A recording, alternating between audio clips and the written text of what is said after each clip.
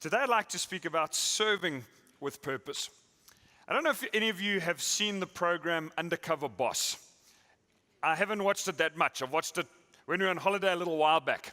I watched 1 or 2 episodes of it, and the storyline goes like this, is that an executive seated in his office leaves that behind and goes into his own company as one of the workers, and he gets assigned a job. He works alongside of their employees, that company's employees, and at the end of the episode, he invariably gives financial help to the people that he was working with who had tough situations, and it helps improve the company.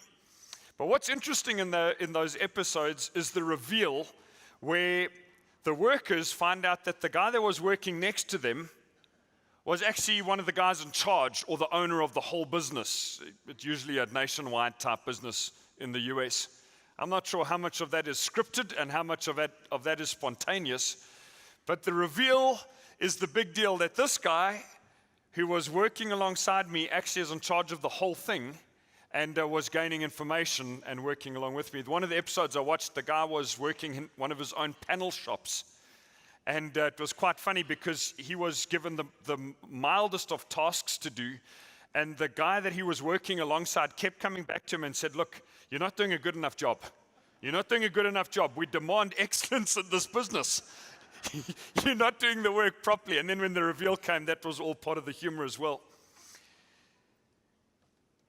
In the story of Jesus, everybody came to this realization in a slightly different way, that the boss of the entire universe was walking here on earth.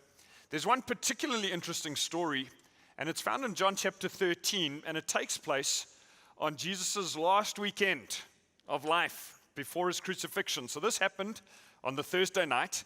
He was crucified the next morning and rose again 3 days after that, on the Sunday. So this is right at the tail end of what Jesus was teaching and what he was doing, and it's a very interesting story about him serving. Why don't we dip in there together? John 13, verse 1 through to 5, and then we'll read on from verse 12. So it was just before the Passover festival. Jesus knew that the hour had come for him to leave the world and go to the Father, speaking about his ascension later on. Having loved his own who were in the world, he loved them to the end. The evening meal, the Last Supper, was in progress, and the devil had already prompted Judas, the son of Simon Iscariot, to betray Jesus. So John is just laying some of the aspects that were at play, and that this was a big deal moment in Jesus' life. Jesus knew, verse 3, that the Father had put all things under his power, and that he had come from God and was returning to God. So he got up from the meal, took off his outer clothing, and wrapped a towel around his waist. If you could just leave that slide up. Jesus knew that the Father had put all things under his power. He knew that he had come from God and was returning to God. In other places, John speaks about him being God. So essentially, John is saying Jesus knew that he was in charge, that he had all power, and because he was God, he could do anything. And it says, with all of this knowledge that he had all of this power, he got up from the meal and wrapped a towel around his waist. Took off his outer garment, wrapped a towel.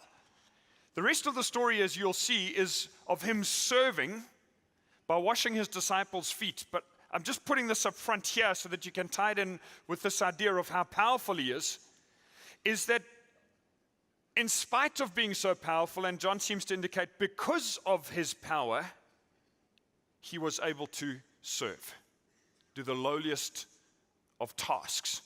So he gets up from the evening meal, from the Last Supper, takes off his outer coat, wraps a towel around his waist, and it says after that he poured water into a basin and began to wash his disciples' feet, drying them with the towel that was around him. Now, if you're new to the Bible, that verse might sound a little bit odd. It's like, hey, this rabbi, this teacher stands up and suddenly goes around and starts washing guys' feet. What's the deal with that? That would just be weird if someone was to come up to me and do it.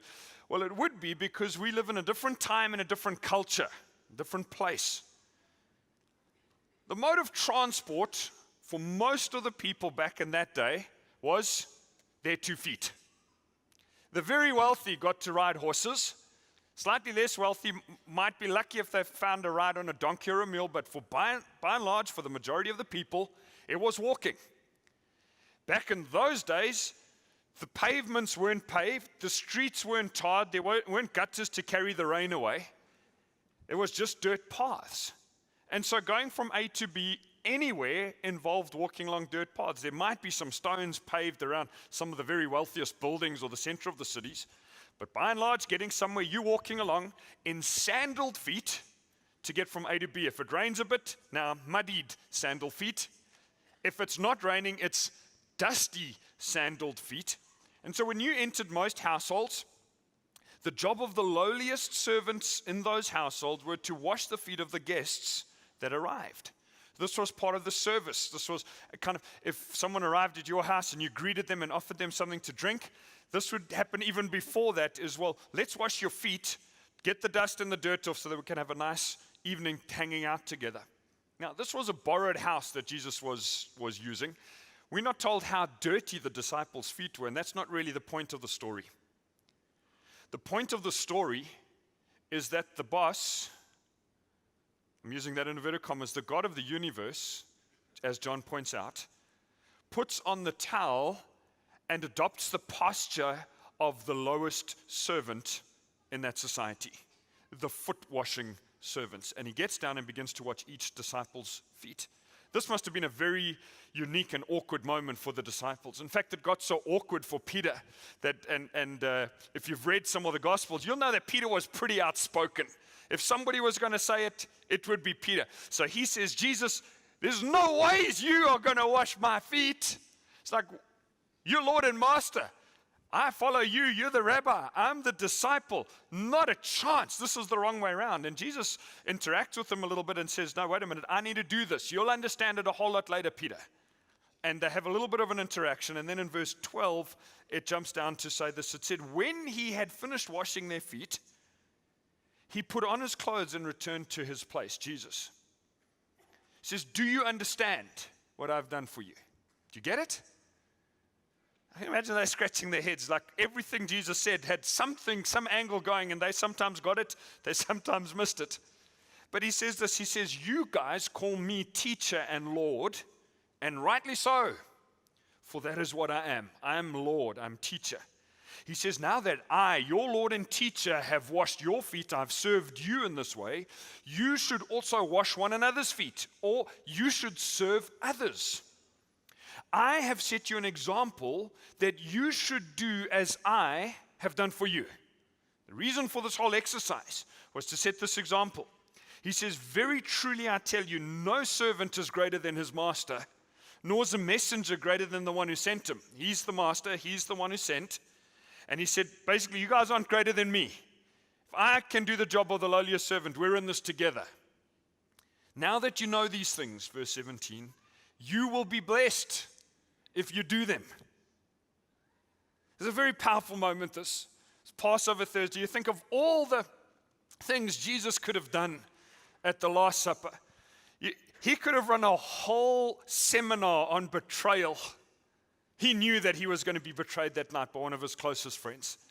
He could have put up a defense of his ministry, a kind of a timeline going from the time of his birth, star, wise men, etc. Instead, one of the things that he does is he takes off his outer garment and does the job of the lowliest servant. He goes around to 12 pairs of dirty sandaled feet, and with a bowl of water washes these feet, and with the towel that's around him wipes off these feet and picks up this water and goes on to the next disciple. Says, Thomas, I want to wash your feet, and washes his feet.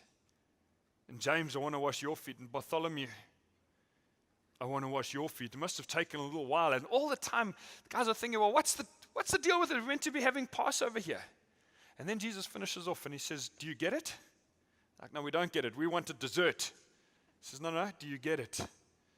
If I, the master, can do this, this is an example I'm setting for you. Guys, I'm just paraphrasing here.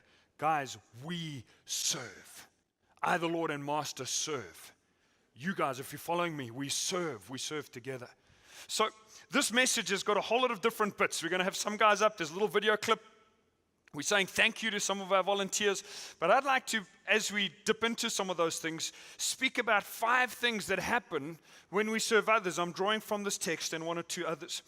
But when I serve others, when I understand this picture of John 13 and the Bible, and when I click in and stick my hand up and say, I'm willing to serve somewhere, somehow, I'm following Christ's example. So when I serve others, I follow Christ's example. He said this to his followers. He says, I have set you an example that you should do as I have done for you. It's in some ways like he's saying, don't consider yourself too important to serve. In those days, the wealthy households employed people to do the dirtiest of tasks. The same is true today. The wealthiest of households employ people to do the dirtiest of tasks, take out the rubbish and wash the clothes and wash the dirty dishes. And Jesus is saying, no. Don't have a hierarchical thinking in your mind that equals how the world thinks about wealth and service. He says, I'm the most powerful of all. And I'm willing to do any task, A to Z. Now you follow my example. Don't get in your mind, I'm too important to do that or to do that. I'm this kind of person. If I'm putting it in my version of the story.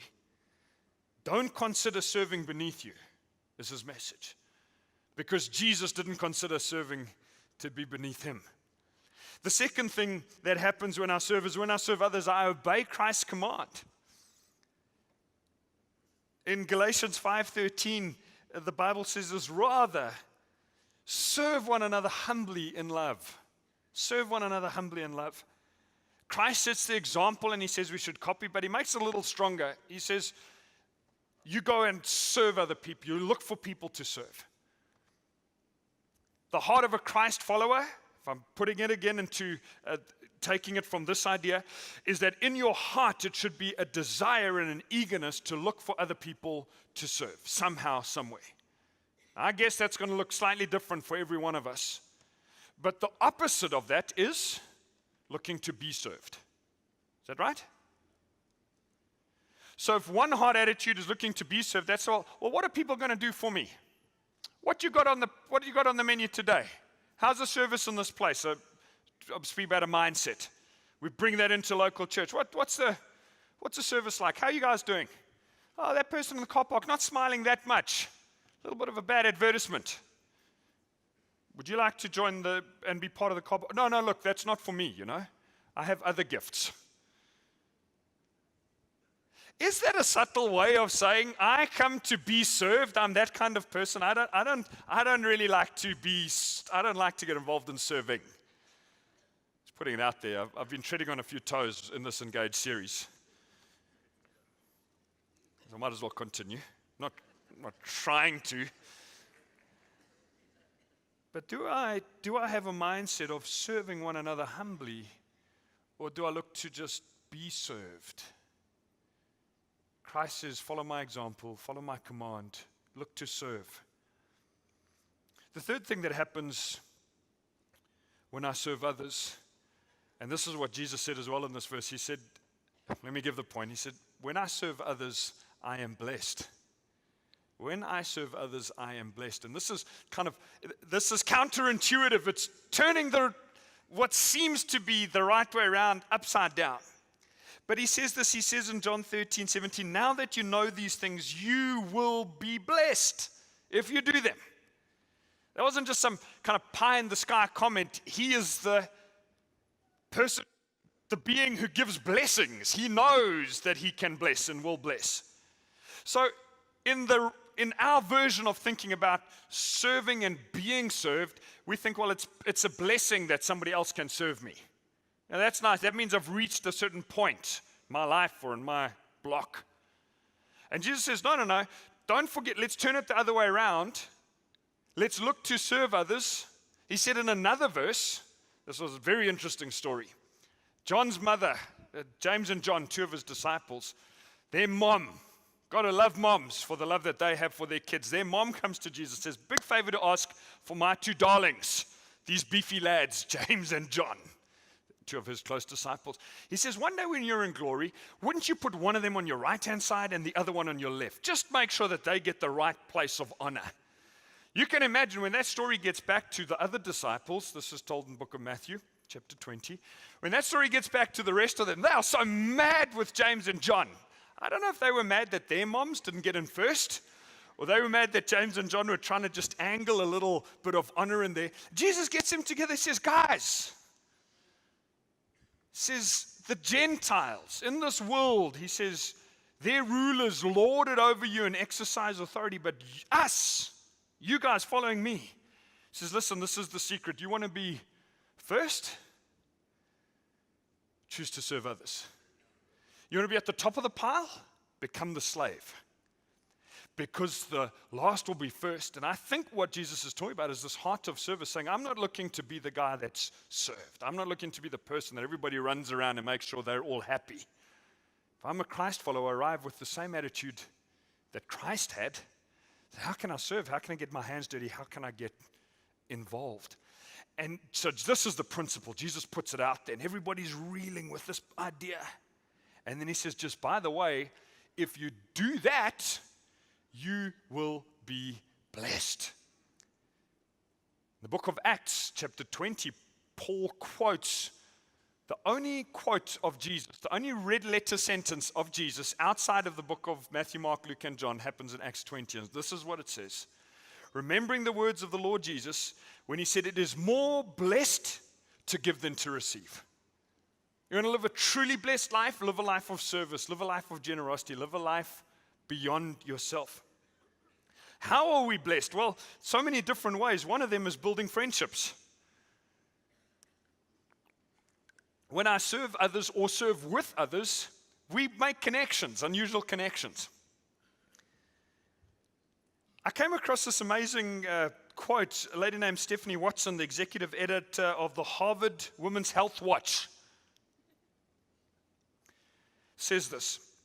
Studies have shown that volunteering, so she's not speaking in a church sense, she's speaking just secularly, have shown that volunteering helps people who donate their time feel more socially connected, thus warding off loneliness and depression. A growing body of evidence suggests that people who give their time to others might also be rewarded with better physical health, including lower blood pressure and a longer lifespan.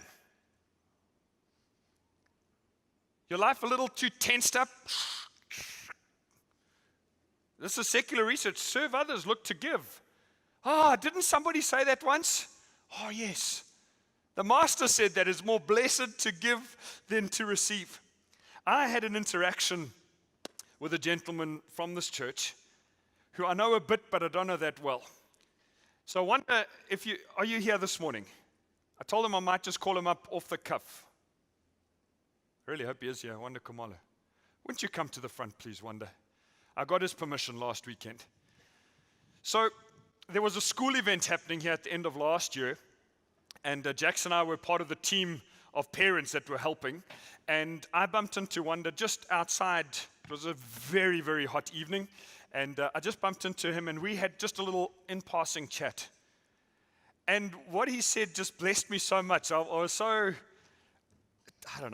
inspired by his view of community and of service, that I asked him any chance we could do a little video clip of that. And he says, no, he's not person for the limelight at all. He doesn't. So then when I saw him this year, I said, well, wouldn't you just come up on the stage? I can just ask you a question or two just for a minute. So Wanda, thank you so much. This is Wanda Kamala. Wouldn't you give him a big round of applause? Is that microphone working okay? Morning, church. There we go. Thanks for being in the spotlight. I know it's not your favorite place to be. Wanda, how long have you been part of Cityhill Church? I have been part of the church for more than 5 years now. And would you mind just sharing what you do for a living when you're not attending church? I work for an investment company called Kulani, so I'm responsible for finance and governance. Brilliant, thank you. And you seem to enjoy what you do. You're the man who's well organized. Yes, yeah. Brilliant. Wonder, whereabout do you sit in church here on Sundays? Right there on top. where all your friends were waving and... Yes, yeah. And in terms of your serving in the life of the church and your connection with others, would you mind sharing some of what you shared with me and just take the time you need? Okay, thanks, Steve. Firstly, JFK once said, I quote, "My fellow Americans, ask not your country can do for you. Ask what you can do for your country." Unquote. That quote really had triggered and challenged myself in the sense that I've witnessed what the church does within the community and beyond our community. Then I asked myself, what am I actually doing to serve the church? Then I decided to put my hand up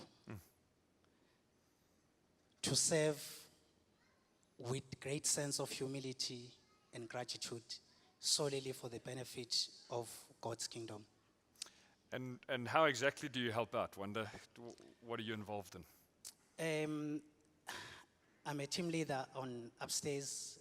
I assist or serve through collection, supervising the team that assists with the collection of the offering as well as the communion.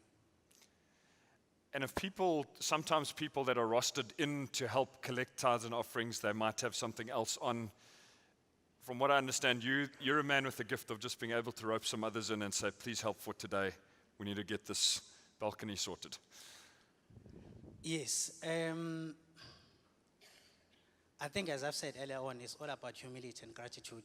So I think God has blessed me with a good heart to be able to humble myself before everyone so that I'll be able to obviously engage with them and ask them nicely to serve one way or the other.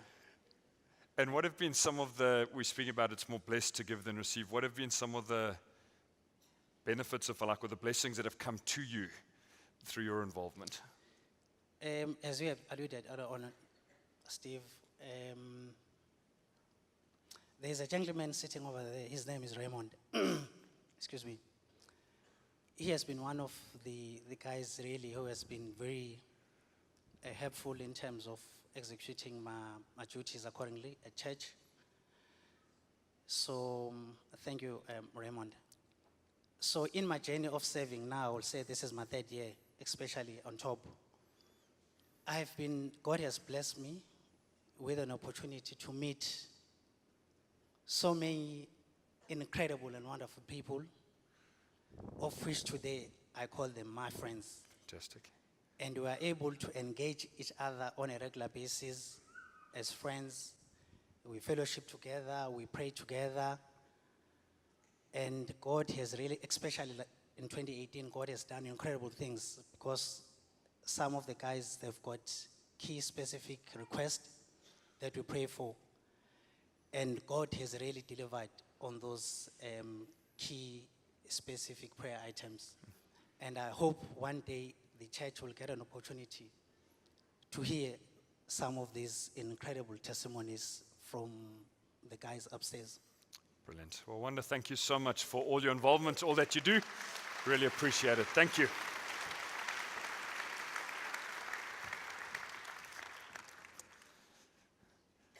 Graham and Pat oversee the teams that do communion and collection of tithes and offerings. And Graham was saying to me the other day, things in the balcony just happen when Wanda's team is responsible, when he's up there making things happen. I wanted to, part of the reason for me doing that is I know Wanda sits up in the balcony every Sunday.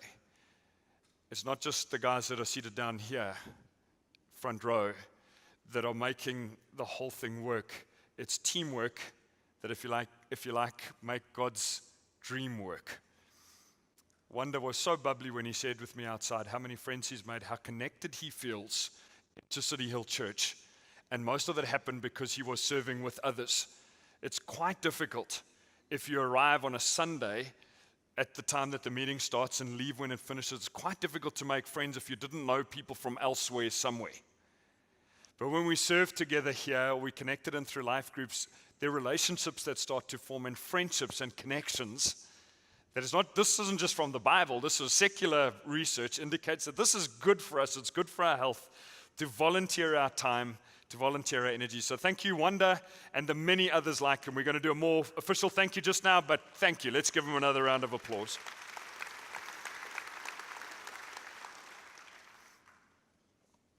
The fourth thing that happens when I serve is that when I serve others, I play a small part in their spiritual journey. When I serve others, I play a small part in their spiritual journey. Sunday mornings are the easiest picture to use, but all of this isn't just limited to Sundays. But I'd like you to imagine that you were arriving at church for the very first time. Every one of us arrived here sometime for the first time. Let's say you arrived for the first time and nobody in the entire community was willing to serve. The doors would be locked for a start, and even if someone had have managed to pry them open, there'd be no tea and coffee, no lights on. There'd be no musicians standing up here on the stage warming up. There wouldn't be somebody coordinating our time of prayer. There'd be nobody doing Cityhill Kids. The auditorium wouldn't have been cleaned. The chairs wouldn't have been laid out. There'd be nobody to share anything from the Bible. You might get roped into that yourself if nobody else was willing to do it. And it would be a pretty pointless morning. Thank God that in the life of this church, there are so many who have got this heart of service saying, I'm willing to play a small part in somebody else's spiritual journey. See, playing a part in somebody's journey doesn't need to be necessarily something big, but it could be as small as a smile or a greeting.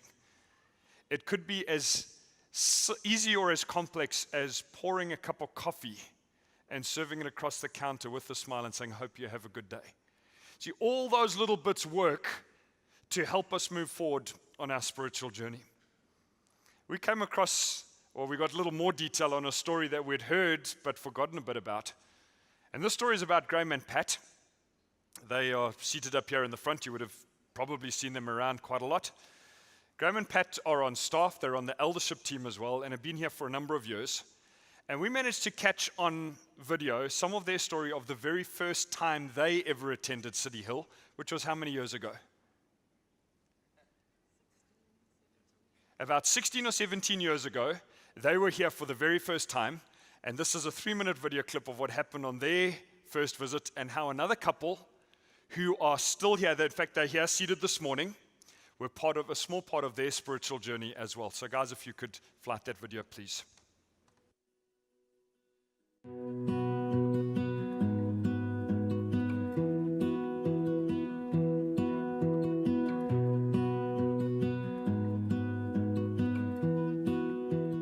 We got connected, obviously coming along on a Sunday, and then we went to, it was the tea time? The visitors' lounge. That's right. After church. It was in the old church. Old building, yes. At the school. And the couple that hosted us for tea was Tim and Delise Hoskins. Within the week, I think that very next Wednesday, we were in their home having dinner with them. Yeah. And then that was it. That was us in. Yeah, I think because, just that warm welcome, being there 1 week and the following Wednesday being invited to somebody's house. I think it is a very important part of us to be involved, to feel involved, and to give of ourselves to serve. Obviously, there are different ministries that we've served in, and we've moved off from one to another. We have been in the Connect group for probably 25 years now, or maybe more, probably 30, closer to 30 years. Which we've loved. We've always enjoyed that particular ministry. But it's just important for us to feel connected and to feel that we belong. And in giving of our time, we do feel we belong. And I think one thing we've done here at Cityhill is always be part of a serving team. We've been part of many serving teams, and we found, as well as being part of a life group, but even just being in a serving team and working alongside people and serving, that has been wonderful. And we've made so many friends like that. Yeah, being connected, I think that's vital to be in a church and be part of, I think it's the core, in the kitchen, getting your hands dirty, getting involved, serving where you can. I think that's the heart. We are servers by nature and we love people, so we want to be with people and we want to help where we can. I think also in the occasions, it's never one-way traffic. In fact, most often it's receiving more than in fact you're giving. And you don't realize this as time goes by, and you start to think of the people whose lives you've been involved with, and you start to become very grateful for the fact that you've had a chance to get to know that person, and that they've had the opportunity to know us and become part of other lives. It does deal with selfishness to the degree that you would normally be very comfortable to go and read your book or be at home doing work or doing whatever it is, but we are challenged to have to get out. And I think serving does enable you to meet that challenge. It says get out, do, and become part of it. And you, sometimes, quite honestly, on some days you say, don't feel like it today, but that day will quite likely end up to have been your very best day because you've had an opportunity to meet somebody very special.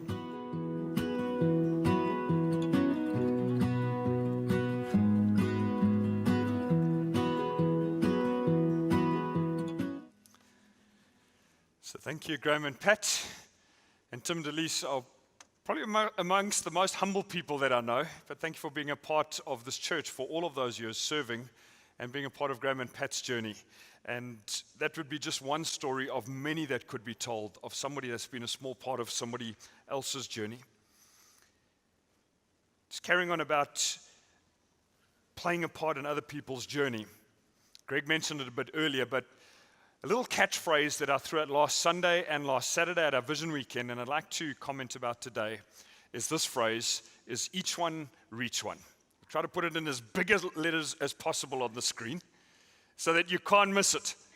But if our heart is a heart of service, and if our heart is a heart of, we want to be better followers of Christ, we want to do what He's done, we're looking out for others, one of the best ways that we could do this is by invitation and by connecting with somebody or multiple people with a heart to say, I would love to see those guys get connected into church community because it's good for them. It's good for us. I'm not talking about going out and Bible bashing people, but the way that I said it last week was this. If you consider Cityhill to be your church home, this is your church family, wouldn't you make a commitment that this year in 2019, you would look out for somebody else in your circle of influence, maybe they're people you haven't even met yet, but that you would say, God, in 2019, please use me, that somebody by the end of this year would be part of this church community because of my direct commitment and connection with them. So for Jackie and I, that would be 2. So we're looking to reach 2 more people that aren't connected with Cityhill yet, invite them in to the church and to get connected. We've got a number of different opportunities through the year which we think are great to invite people to. Every Sunday, hopefully, is a good chance to invite somebody. But in 2 weeks' time, we are starting a series called Detox. And if you were coming this way along in Nanda Road this morning, you hopefully didn't miss the new banner, bright and shiny, announcing Detox starting on the 10th of Feb. But more than just a banner, we have printed this fold-together set of cards. So if you could take this out, please, and just have a look at it. I'm not suggesting you tear it apart now, but I just want to show you what happens is that this card that says each one reach one, that's a card for you. Okay, that's for you to keep as a reminder, I've committed to reaching somebody this year and inviting them into the church community. The other 3 cards are 3 separate little invitation cards which may make it easier for you to invite somebody along to our Detox series. And on the front, it gives the details of the series. And on the back, it just says very simply, come as you are. Our service times, morning and evening, and our church contact details. For those that weren't here last Sunday, I'd like to take a minute just to explain what the Detox series is about. Last year, at the same time, and the year before, in the middle of Feb, we ran a church, what we called a church-wide campaign. We borrowed material in from a church in the US, which was really, really brilliant. And we ran that on 6 Sunday mornings and through our life groups, 6 in 6 weeks on the Wednesday, Thursday, whenever life groups met. This year, we've taken a bit of a plunge and decided to put the material together ourselves. So if you were here for Transform 2 years ago, we borrowed the idea and some of the topics, but it's very much our own material. And week 1, if you can read it in small writing at the bottom of this card, is Detox Your Future. Week 2 is Detox Your Body, Detox Your Soul, etc. On week 1, what will happen? This is an important Sunday, the 10th of Feb. Every person that arrives at church that Sunday will be given a devotional booklet. It's been stapled together, and each of the booklets have got 6 sections in them. Section 1 is for week 1. It's got a place to fill in the Sunday message notes. It's then got the life group notes printed already with fill-in words, because that week in our groups, we are watching a 20-minute talk that we've recorded. So we've recorded 6 20-minute talks that are pretty much part B of the message. So week 1 is Detox Your Future. The topic for that week is facing 5 deadly fears. There's fill-in words for that. There's group questions that will be in the guide. And then there's 6 days of devotionals for detoxing your future. Week 2, it's exactly the same format, and it runs for 6 weeks from the 10th of Feb till the end of March. We are asking you to consider, in this idea of each one reach one, is there anybody in your world that you could invite to join a detox group together with you and be part of the detox series? The detox midweek talks are not just being made available to everybody. It's only available to our groups. When the series is done, they'll be made more widely available, but it's group-specific content. And we are hoping that somebody who might not attend church at all gets an invite from you, possibly with a little card, and they think about it and they say, you know what, it's the start of a new year. Why don't I give this a shot? And after 6 weeks of being in community with the same people in the lounge, talking, sharing lives together, having questions, watching some of the content, you know what has often happened to people that have been invited into those settings is they start enjoying it. They start making friends. And very often it's not about the content as much as it's about the connection. And the connection, hopefully, with the content leads to them taking a step forward in their journey with Christ. So part of my heart of serving others could be an invitation. And an invitation is fractionally awkward because somebody could say no. But you know what? That's about the worst that can happen. If I invite them gently and lovingly, and they say, look, it's not going to work out for me, chances are the friendship could continue unhindered. If you get in a big argument and boxing match, that might destroy the friendship, but that's not related to the card. And if you do that, then maybe you need the detox series for yourself. So you're very, very welcome. So that is happening in 2 weeks' time. We're making a big deal of it in the build-up to that because we want to invite as many people as possible. Having said all of that, we don't have enough groups for all the people that are going to come along to detox. A number of people seated here today, you're not in a group yet. And for many others, they haven't come yet. They've never been part of a group. We don't have space in all of the groups for all of the people. So we're looking for somewhere between 50 and 70 people who'd be willing to stick up their hand for this and say, I'd be willing to serve. I'm nervous. I don't know if I've got what it takes, but I'm willing to give it a shot. We'd be willing to host a detox group. It's pretty much just a group in a box because it runs for 6 weeks. We give you all the content. On the 5th of February, the day of prayer and fasting, after that prayer meeting, we are going to have a training for the detox series, giving all of our existing leaders, as well as all the new detox 6-week leaders, all the information you need, a little bit of an outline of how the series runs, and all the content, everything that you need, all the connections for that. So we're looking for 50 or 70 people willing to say, I'd be nervous but willing to lead a group. I'm going to invite some of my own friends. If there's extra people that you can't find groups for, send them as well.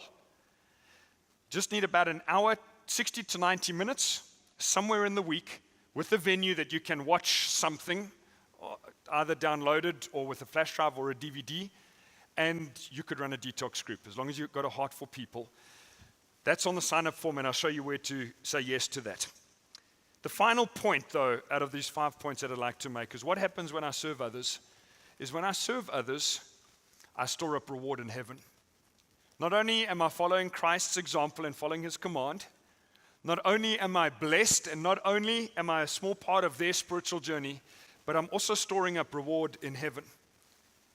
Very interesting, in Matthew 25, Jesus says this at the end of a story about him. It's a story explaining him being the master, essentially, and us the servants.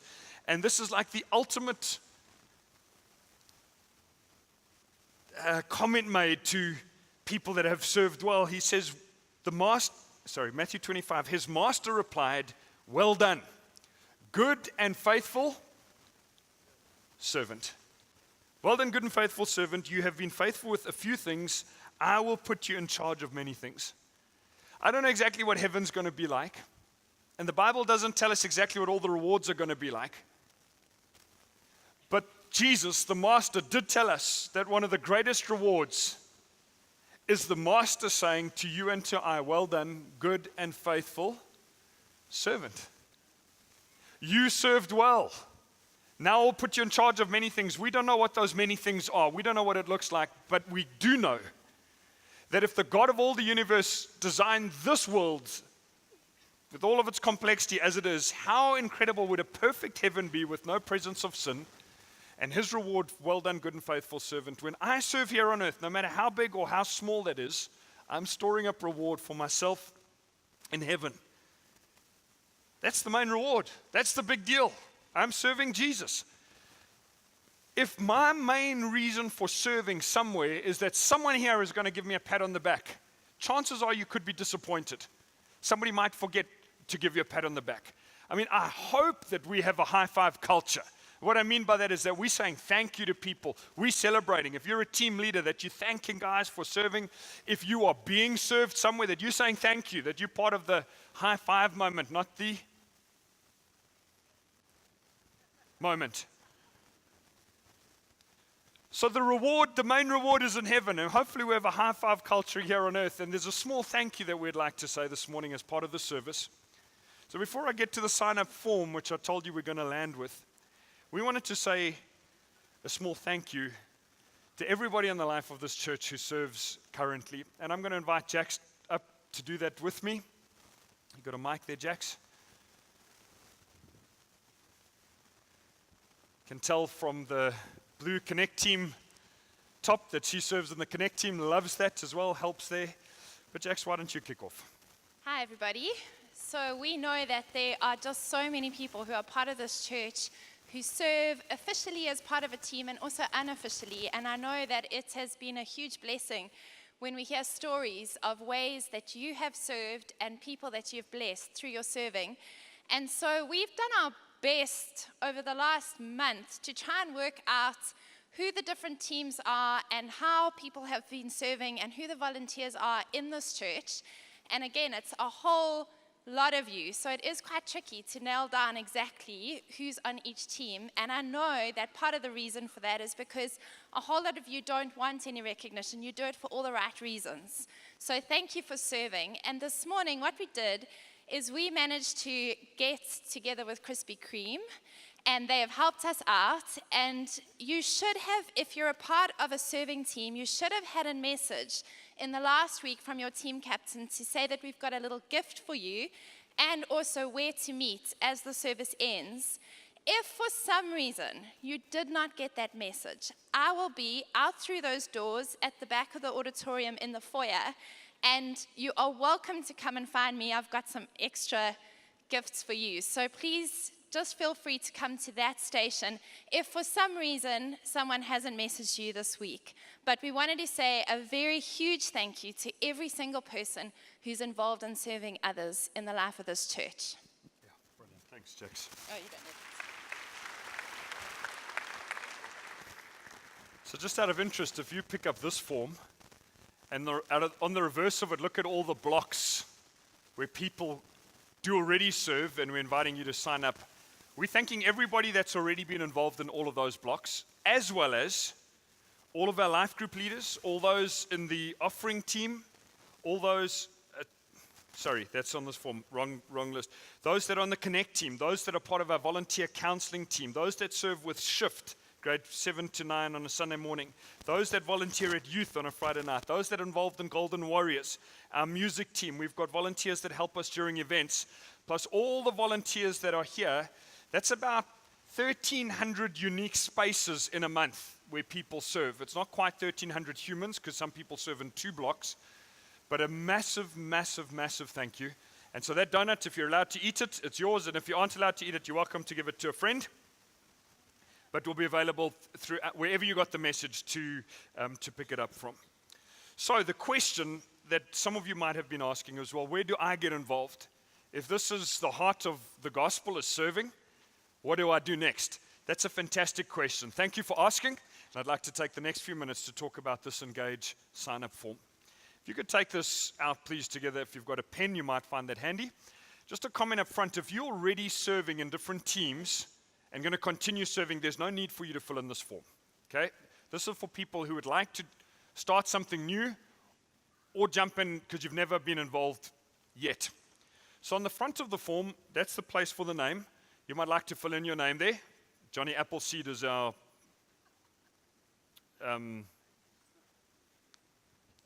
example, thank you. Your email address, please print that very neatly, because if you don't get an email from us, it's potentially because your handwriting was bad. And then your cell phone number as well, please, so that we can make contact with you. And then your age box, if you're happy to tick that, that just helps us place people more appropriately, in particular, those joining life groups. It helps with that. On the reverse side of it are 7 different colored circles. And I'd like to talk through, I'm not going to go through every block in depth, but I want to give you a bit of an overview. And if you miss something I say now, at the back, underneath the balcony afterwards, are 2 sets of tables. You can see by the disc above those tables which side to go. So if you're on the balcony, you might not be able to see it, but underneath you are these colored discs that correlate to these 7. If you want to get involved in something and want to ask more, you're welcome to go to those tables. City groups, the green circle, that's a big, big, big, big, big deal to us. It's where we form community, it's where we build friendships, it's where we connect with others. So we've got life groups, men's groups and ladies groups that meet throughout the week. We've got about 150 out of those groups throughout the life of the church. And then those 2 blocks that I've circled over there, that says join a detox series group or lead a detox series group. If you're not in a group at all, that would be a good block to tick saying, I'd just like to join a group. Sign me up, please. If you're willing to be one of those 50 to 70 people saying, I'd be willing to host a group, just tell me what to do, please would you tick the bottom block there that says lead a detox series group. You're not committing to lead for the rest of your life. You're committing to 6 weeks of that group. At the end of it, depending on how it goes, maybe it will become a long-term group. That would be amazing. And if it doesn't, there's no star off your chart in heaven. You were there serving, and thank you for your help. The block to the right of that, the red block is City Serve. Those things all relate to what happens here on a Sunday morning. So our coffee shop, all the volunteers that help serve coffees, help with the ticket sales, the brownies, etc., etc. If you're willing to 1 week in 4 be on one of those teams, tick that box. Everything in this red block is 1 in 4. So you're not on duty every week, it's once a month. Media and production. If you are slightly technically orientated or technologically orientated, you don't need to know everything, but you're familiar with a computer or a camera. We're looking for guys that would join in with this team that do the cameras, help in the production booth. Whatever your skill level is, we can take it and train it. Kevin, who's behind this camera, leads that team, and we'd like to bulk that team up so that guys can be on duty 1 and 4 and rotate through. Sorry?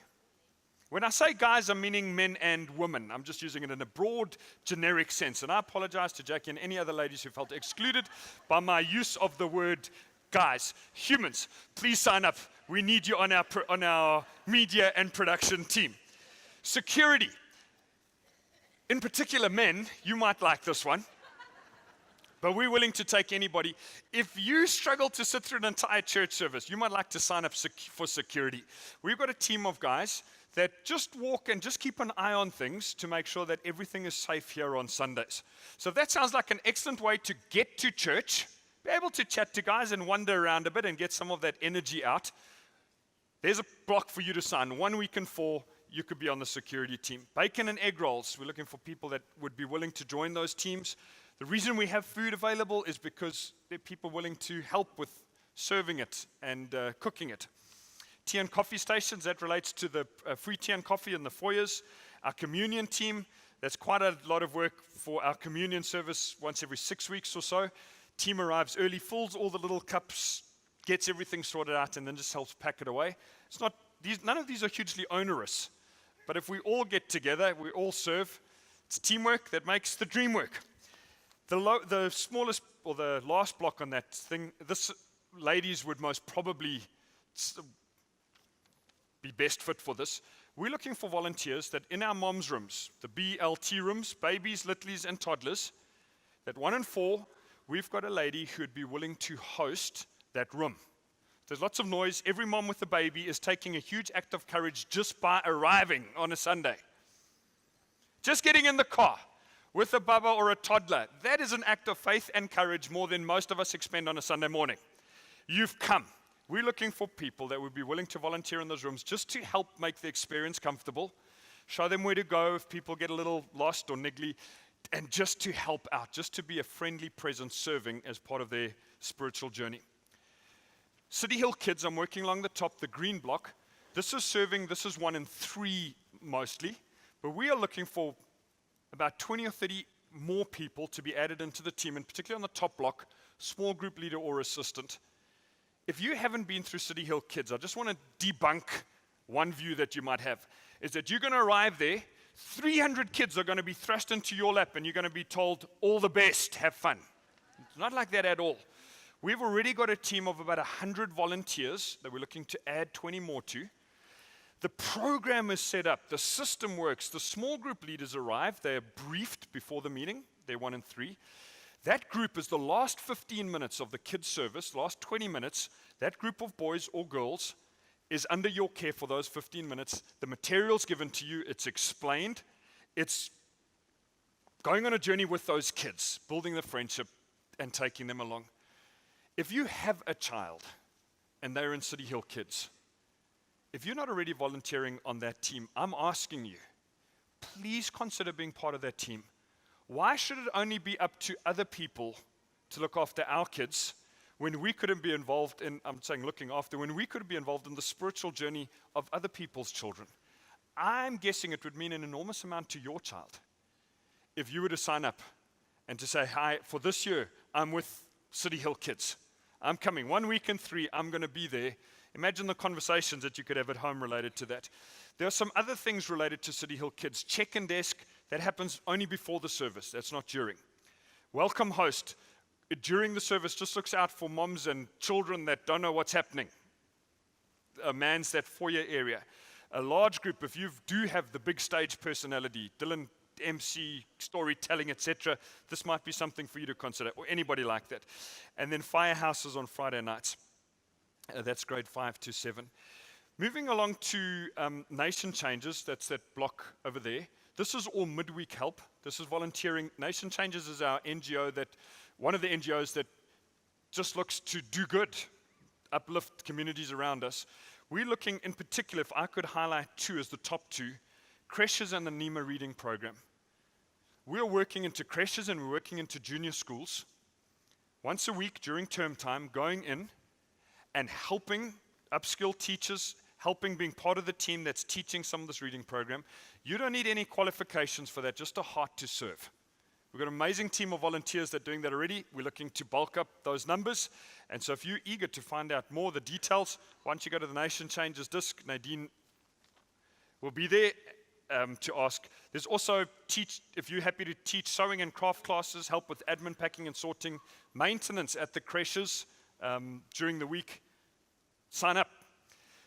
Last 3, City Reach, bottom block. These are all of our trips that go out. We've got 32 trips planned to Swaziland, Mozambique, Lesotho, etc., etc.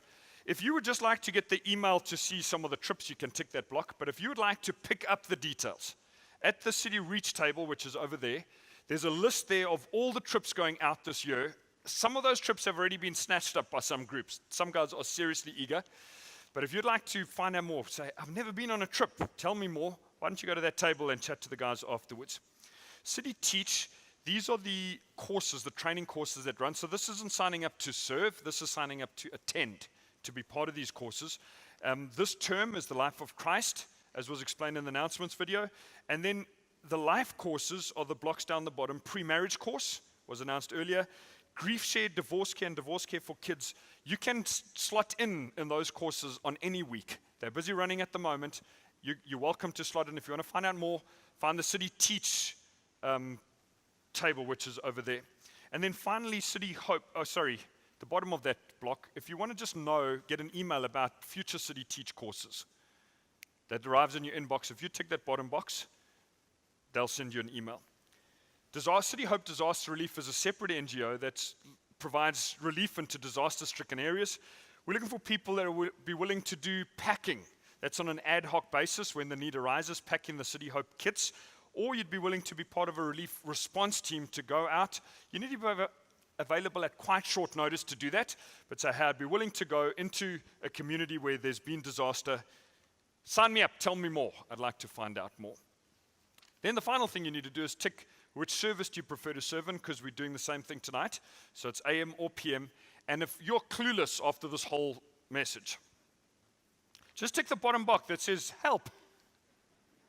And hopefully somebody will get hold of you and help you. So just an explanation about the process. Once you've filled these forms in, we're going to give them 2 minutes now for you to do that. Please submit them back to the desks or at any of the Connect stations on your way out. Please also take the pens there so we can collect those back again. Somebody should contact you within the next 7 days. An email at very least should land. If for some reason it doesn't, you've got 2 things that happened. Either somebody didn't do it, or we got the wrong detail off the front. Would you please just email back? Email to admin at Cityhill, says, I signed up for such and such, haven't heard anything yet, that we can follow up on that. You can imagine with this many people, the admin system's working, every now and then, 1 or 2 mails slip through the cracks, and we apologize for that in advance, but that's, I guess, the way of it. But we're desperate to get everybody connected with what you've signed up for.